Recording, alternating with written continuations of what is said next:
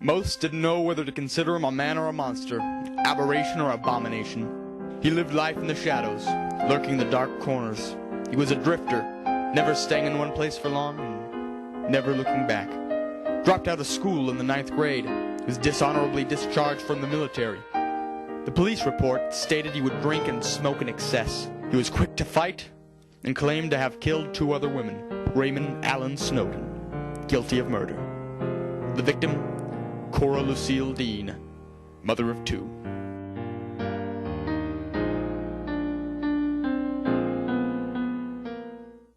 He was staying at the Idaho Hotel in downtown Boise, and an evening of drinking at a bar, he met Cora Dean. There's a little confusion on to what actually happened, whether Ray invited this woman out to share the cab with him or whether she followed him and he didn't want her to follow him. But in any case, while they were outside, they got into an argument. The argument soon turned into a screaming match, and the screaming match soon turned violent.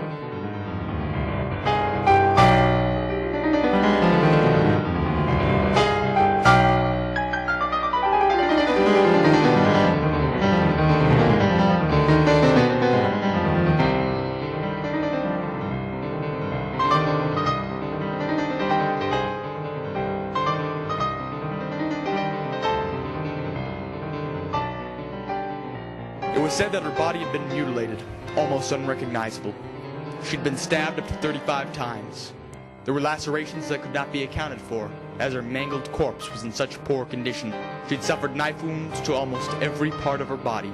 The cab driver remembered a guy getting into his cab who had some blood on him.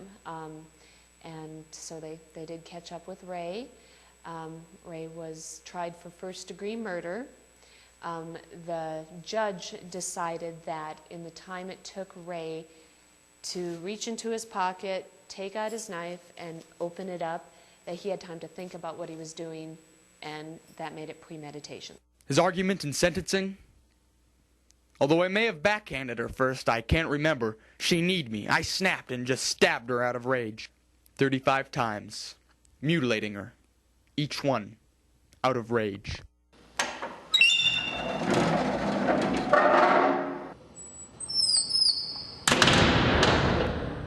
Raymond spent 23 abysmally lonely hours a day, every day, for a year, in this cell, counting days and doing crosswords. The only thing to give the feeling of company were the letters from his sister and the guards outside. But the guards didn't take too kindly to the prisoners. The guards here they had to keep order, and a lot of them did that with force. With Raymond's affinity toward violence, the 2 parties quickly had to become accustomed to avoidance, leaving him little reprieve from the reality of his confinement.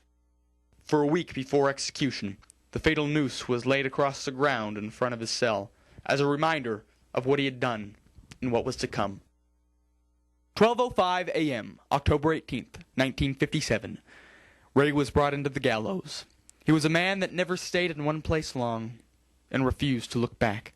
In death, he faced a wall, refusing to look back at an audience through the reflective side of a one-way mirror.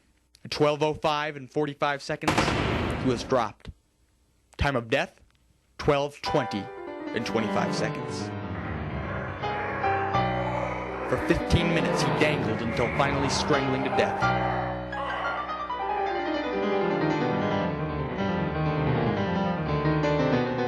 Ray's was the first and last execution at the Old Idaho Penitentiary's permanent gallows. The prison closed 16 years later. Today, his cell is left dark out of respect for his soul. However, some still believe his torturous death was payment for what he'd done on earth, and that his soul is somewhere worse than can be imagined.